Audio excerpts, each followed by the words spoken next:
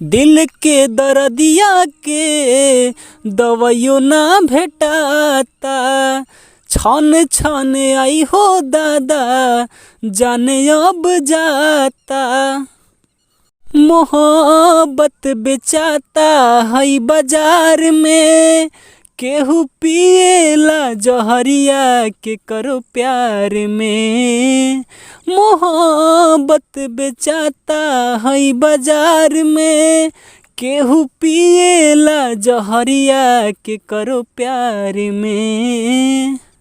मैं राइटर बबुआ आशीष रिंकू आप लोग को अपना चैनल में बार बार स्वागत करता हूं। तो आज मैं कुछ अलग अंदाज में बढ़ते हुए बेरोजगारी को देखते हुए बहुत ही दर्द भरा सॉन्ग लिखा हूं।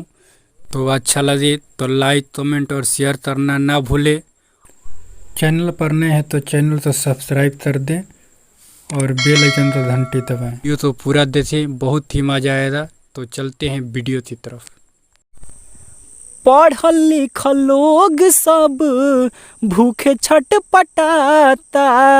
दिन दिन बेरोजगारी अब बढ़ल जाता।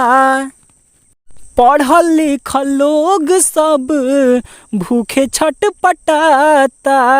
दिन दिन बेरोजगारी अब बढ़ल जाता।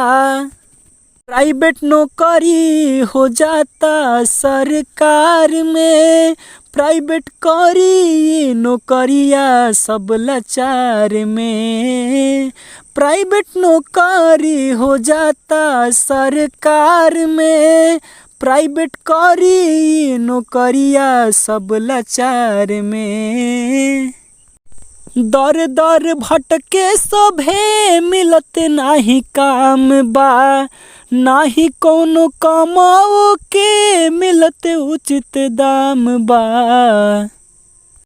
दर दर भटके सभे मिलत नाही काम बा, नाही कोनो कमाओ के मिलत उचित दाम बा।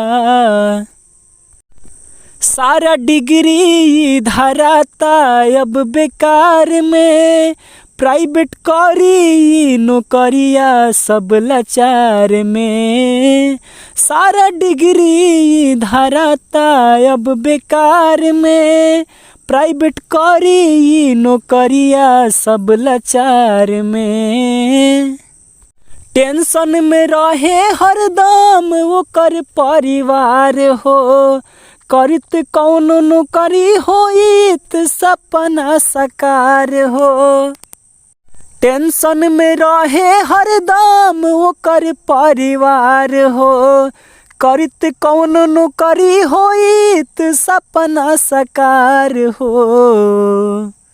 जिंदगी बुरा लगे आशीष संसार में, प्राइवेट करी नौकरिया सब लाचार में। जिंदगी बुरा लगे आशीष संसार में, प्राइवेट करी नौकरिया सब लाचार में।